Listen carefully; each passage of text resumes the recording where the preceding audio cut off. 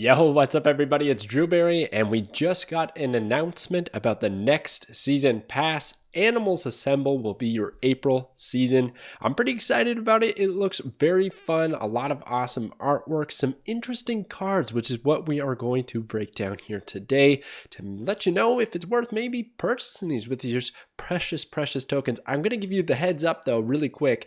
May, we already kind of know what's coming in May. It looks like there's some absolute bangers in that season, and tokens are hard to come by. So I'm personally probably going to save for those. But these cards, these are some sleeper cards, okay? Let's kick it off with Hitmonkey. So Hitmonkey is the season pass card, okay?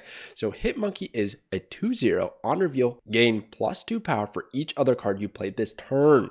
That's a lot of crazy power potential. Like if you play 5 cards, that's a 10 power Hitmonkey, and you probably are going to play 5 cards because if they all cost 1, if you set up that scenario, then you're going to have to play Hitmonkey for probably 1 if you discount with Sarah, something like that. And then there you go. That's your 10 power. And then this can be comboed with other things like Wong even, right? You play this Hitmonkey at a Wong location, it's going to double all of that. So it's basically 4 power for every other card you play that turn. You could bounce it back with Beast, who would retain the power that he received when he was first played, and then go into your hand and cost 1 less, which is absolutely nuts, dude. I think that is such a fantastic combination. We know that works that way because if you bounce Rocket Raccoon back to the hand after he gets his buff, he's going to retain it. So that is an awesome combo. And then Sarah, obvious great combo because it just sets up that turn 6 for playing a whole bunch of cards, including Hitmonkey being discounted as well. And then Mysterio is fantastic as well because Mysterio counts as 3 played cards. So that's going to be 6 power just playing Mysterio. And that's 1, if you discount Mysterio, and that's only 1 of your cards that you play on that turn 6, holy smokes, it's going to be wild. Now, I feel like there's going to be a lot of counters popping up. Like everybody's been kind of enjoying that Sandman slow ramp deck with the Doctor Doom at the end. Very strong deck. I could see people starting to run that at the start of the season just to counter these crazy monkeys that are going to be flying up everywhere. You know what I'm saying? And this would have been great with Kitty Pryde, but apparently she is still bugged, not going to be coming back, it seems. I hope that she does soon. That would be really fun. Some awesome artwork here. Yeah, I'm really excited about this card. I'm giving it 4 stars. I think it's going to have a high power level in combination with a lot of those bounce cards, a lot of those crazy aggro zoo decks, right? Very fitting. And then also, this is the deck that I put together, that Banana Burst. So I think this is going to be a sick deck because we're taking advantage of a lot of Hitmonkey's strengths, and I think it blends well together. So Bass is actually a really sleeper good card with this because Hitmonkey has nothing. And maybe there's a negative deck out there that can make this work. I'm sure there will be because, negative and then everything's 0 and then you play a whole bunch. But regardless, Bass is really nice here. Kitty Pryde, like I mentioned, is pretty good. It doesn't seem all that good because you only ends up helping you as 1 card played, but she's cheap. You can keep her buffing her throughout the game, so I feel like it just sets it up nicely. And then Angela as well, right? You're playing a whole bunch of cards there. If you bounce them back with Beast and then you play more, she's going to get absolutely crazy. And then I thought Thor with the Wong package and then Mjolnir coming out would actually be a nice play because that's going to cost 0. You save that for turn 6. You buff your Thor, you buff your Hitmonkey. All works together, and then Sarah's going to discount everything for hopefully to 1, and you kind of play most of these cards at least until the last turn, like your Angela, like your Mysterio, your Star-Lord, that kind of thing. You're going to wait until the last turn to play them all with your Hitmonkey and then get this crazy burst of power. I don't know. I think that would be a fun deck, but there's so many viable decks with this card. A lot of early decks as well. Any of those aggro zoo decks that you get pretty early on, like the Angela, the Bishop, you get those cards early. They're going to work really well with Hitmonkey, and I think that's great for new players. So overall, this is just a perfect season pass card in my opinion. It's going to be strong. It's going to fit in a variety of decks, and it's good for new players. So I love it. It's getting 4 stars from me. Let's get to the other season cards. It's Jeff. He's finally coming out. We had talked about this card previously, but it's actually changed since the last time I talked about it. So Jeff, the little baby shark, is 2/3. You can move this once. Nothing can stop you from moving or playing this to any location. Now, previously, when we first talked about this card as a data mine, it did not have the tag of you can move this once. So it was just about playing it at any location that you wanted, which a lot of locations are going to restrict the cards that can be played there. Jeff doesn't care. It's been confirmed. We've asked a bunch of questions on Twitter to see what the devs think and just get some answers to some of the questions that we have. Like, for instance, the Space Throne, only 1 card can be there. What if you already have a card there and you want to play Jeff there? Don't matter. Jeff can go there. Jeff will take a seat anywhere he wants, okay? So you can play this card no matter what is going on the board. You can play it there. Now, obviously not if it's full. If there's 4 cards at the location, Jeff will not fit, okay? That's just a rule built into Snap. But otherwise, you can move him anywhere you want. You can play him anywhere you want. And that seems really good. I want this card to be fantastic because the artwork is absolutely gorgeous. Look at this. Gwenpool doesn't that look like Gwenpool? This is a variant that's been dynamite, and that looks like a little bit of a hint at Gwenpool possibly. And the Dan Hip one is like by far my favorite Dan Hip probably I've ever seen. It's just so adorable. But I'm getting off topic. Jeff, I don't know if it's going to be put in a lot of decks. The problem that I see this card having is like one of the best combos is you pair it with Professor X, right? You play Professor X and then you're able to play Jeff at the X location to give that little uptick in power to guarantee that you win that location, hopefully, right? But I feel like Sunspot already kind of does that in a way. Like you could pass 2 energy on Sunspot, you get the +2, and if that's all you needed to win that location anyhow, well, that's all you needed, and there you go. Or other cards could like give power to those locations, like Ironheart or anything like that. So I don't know if it's always going to be worth the Tekken option. Now, there's of course a lot of locations that you can't play cards at, which makes this very valuable. I like that option a lot, but you could also just move things normally because it's giving me Nightcrawler vibes. When I started playing Snap, Nightcrawler is like one of the cards that I have the most boosters for because I put him in every single deck. I think it's so good early on. But once you get close to like Series 3 complete, you start to realize that that's the kind of card that you end up cutting for something that's a little bit more synergistic, a little bit more value with every play. Because Nightcrawler can be great and it can win you a lot of games, but it often just gets cut from the list. And I feel like Jeff is going to suffer from that because stat wise, it's just, it's that 2-3 vanilla stat line, right? But and it can move once, which is good. We know that from Nightcrawler. We know that from like Vision, but often those cards just don't make it. And being able to play at any location is really awesome. I'm sure there's going to be some epic highlights. I just don't know yet if it ends up making the cuts eventually in those decks that are trying to climb to infinite. That's what I'm feeling. But it's an awesome card and it's adorable. So like, would I buy it with 6K tokens? Dude, I want to, but tokens are so hard to come by and I want to save for May. So it's a bit of a pass for me, but I don't know. If tokens just flood my account out of nowhere, then I'm picking up Jeff. So here's the Meta Chomper. This is a little deck that I put together. It's basically a control deck, which Jeff really helps out because you have Storm and Professor X creating locations that you can't play cards there anymore, and he doesn't care. You can move him there, play him there. I do like the flexibility as well that you can move Jeff to an unplayable location because if you just want to play Jeff on curve and then make that decision later, you can. You don't have to hold it in the hand for that surprise play. You can just put it on the board, decide later, which is pretty flexible. I do appreciate that. I don't know, I'm torn about this card, man. I go back and forth. Anyways, this deck is all about setting up that Storm location, playing that Professor X, trying to win those locations, right? Or get them close enough that your opponent can't get power there any longer, and then you play Jeff and win the location. That's the idea. And then America Chavez is a little finisher. Just a basic control deck. I think that's where Jeff is going to thrive. You could maybe look at like a move deck. Miles Morales, right? An easy little, like Nightcrawler is the 1-2 with Miles Morales. Well, Jeff could be another option, get you that power. But cards can already kind of move to a lot of locations that you can't put cards to. So I don't know if it's a little bit too redundant, but it looks interesting regardless. Even Craven, nice Craven buff, right? Anyways, that's Jeff. I'm hyped for Jeff. Show some Jeff love in the chat, guys. Come on, let's go. All right, and then we got SNOWGUARD. This is crazy, this card. This is getting a lot of conversation about how it actually works. I have some details confirmed that I'm going to share with you guys, okay? But I'm giving SNOWGUARD 3 stars. I just don't know yet.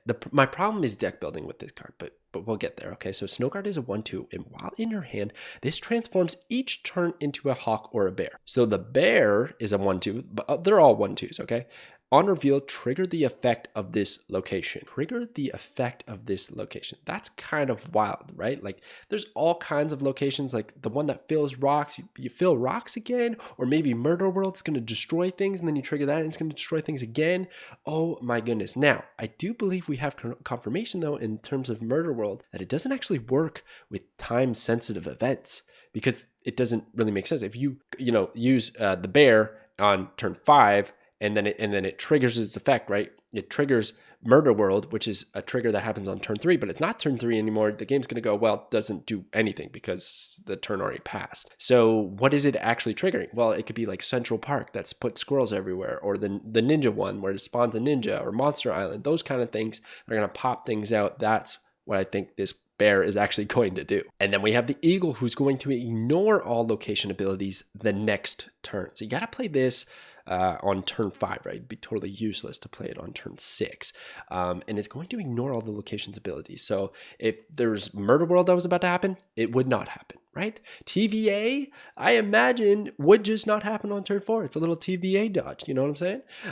If something was going to spawn stuff out, you played this on turn 2 and it was going to spawn stuff like Monster Island, etc., they're just not going to happen. It's going to ignore all of those locations abilities. I also assume that if it's like Sanctum Sanctorum's out, then both players, because this is reciprocal, you're getting the benefit, your opponent's getting the benefit of these locations abilities being ignored, that both players could play at Sanctum Sanctorum, or even Space Throne. Space Throne doesn't have its condition anymore. It's disabled, and then you can play there. That's my interpretation of this ability thus far, okay? So I do have a few confirmations from the devs that I'm going to read out here. So Glenn Jones has been answering a bunch of questions because we're asking, how does this card work? And it has been confirmed that SNOWGUARD changes when drawn, or if it's added to your hand, it's going to happen. The transform is going to happen at the end of the turn. That's kind of surprising to me for a few reasons. One, your variants are like totally useless. You're going to draw it, it's going to transform right away. We know that tokens don't get variants. So just see ya later. I guess like I'm never getting a variant for this or being happy about it, because unless you cheat it out with Jubilee, but that's not even fun. So anyways, that's a bit of a bummer, but makes sense for the card logistically. But the other thing is that it's going to be the Hawk first. It's not really going to be a good draw ever on turn 6. Like turn 5, you want to play this or earlier, or else there's like no value because the Hawk happens the following turn. So you don't want to play it on 6. And then we know SNOWGUARD is going to transform right away. The bear could have been effective on turn 6, but if we top deck it too late, it's not going to work out. So that's kind of an important note there. So anyways, just with a few of those notes, that's why I came to my 3-star rating. I think the effects can be very, very strong, but it is mostly reciprocal. It's going to happen for your opponent and for you. You're at the mercy of which locations pop up, which it might not always be favorable. There's not enough cards that change locations that could benefit from this, like changing it to a flooded, a ruin, or limbo don't really matter a whole lot. The not having the ability to play an eagle or a bear when you actually want to, right? You're at the mercy of it switching back and forth, and that might burn you occasionally when you want to actually play it, and then you got to play the energy to do so. Maybe you drew something better that you want to play that turn. So honestly, I could have put this at 2 stars, but I just feel like the effect could be very, very strong. And then also deck building, this doesn't really synergize with a whole lot, you know? There's nothing like no on reveal synergies that I see. Like maybe as a 1-drop, like there's some synergies there. I kind of tried to make this like an on reveal deck, right? And I thought maybe Absorbing Man would be a nice combination because you could copy maybe the ability of the eagle or the bear that you really liked and do it again, a little surprise off of that. Wong, I don't know if you'd ever really want to do that, but maybe there's like a give stuff kind of deck that spawns where if there is that location that spawns squirrels, for instance, well, you would just make it spawn a whole bunch of squirrels and clog up all the locations. Maybe that exists. I don't know. So I thought maybe like this on reveal style could work, but it's a bit of a complicated card to deck build, and I feel for that reason that it ends up getting cut. So I don't feel like this is going to be the most worthwhile one, especially with the variant issue. That kind of bugs me, but yeah, I'm pushing off of this one for now, but it looks really interesting and I'm excited to see it in Snap. All right, and lastly, we have STEGRON here, and this one is a sleeper in my opinion. A lot of people are writing this off saying it's like a worse Juggernaut or worse Arrow or something like that.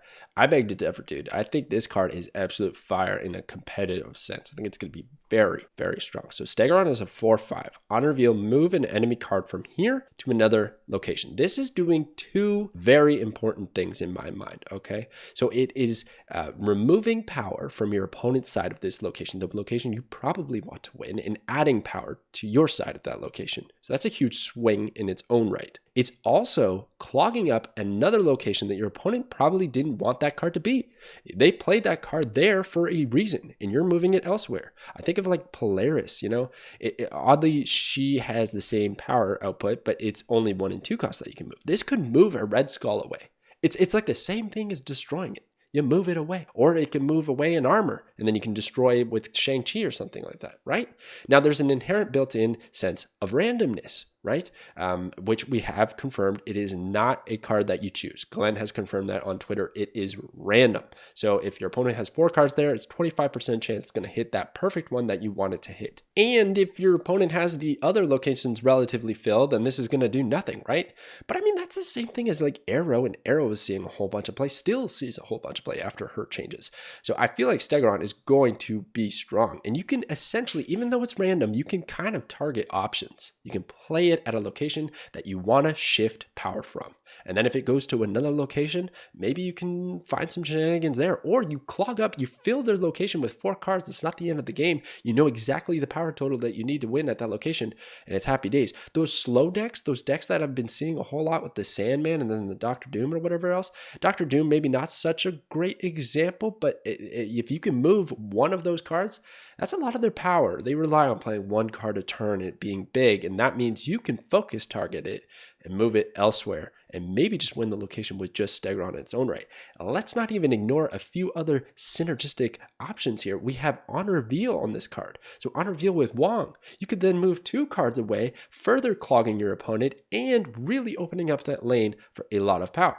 You could also discount STEGRON with Zabu and then Wong. They both get discounted by the Zabu. That's like an easy line of play there, I think, which is just really, really nice. Obviously, gets wrecked by Cosmo. We can't ignore that fact. Cosmo is always going to absolutely counter any On Reveal. So if this became meta, then, well, there you go. You have an inherent problem there, but Arrow suffered the same thing. So I just feel like I'm seeing another Arrow that will be really good. The difference being that Arrow is going to pull that really important card your opponent's trying to play on a vital turn, whereas STEGRON's going to probably pull something that was played earlier.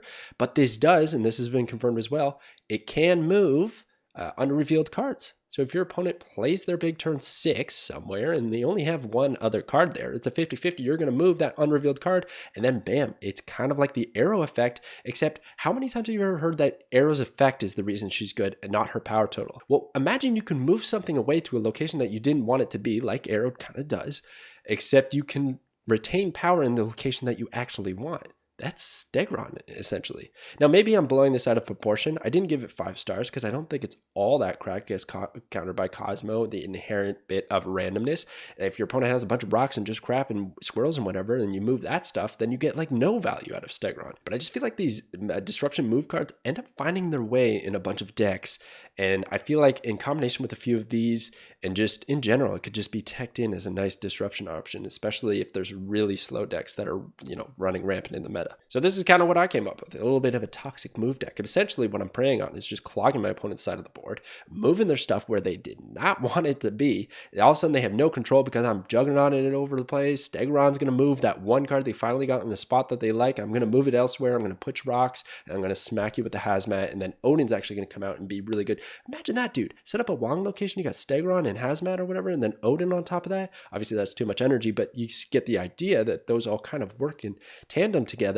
And then STEGRON Odin is just so good. Bam. I moved 1 card away, and then I'm going to move that other big turn 6 play you're probably playing at that location to beat my STEGRON power. I'm going to move that away as well. And if I have a winning location elsewhere, then it's just easy wins.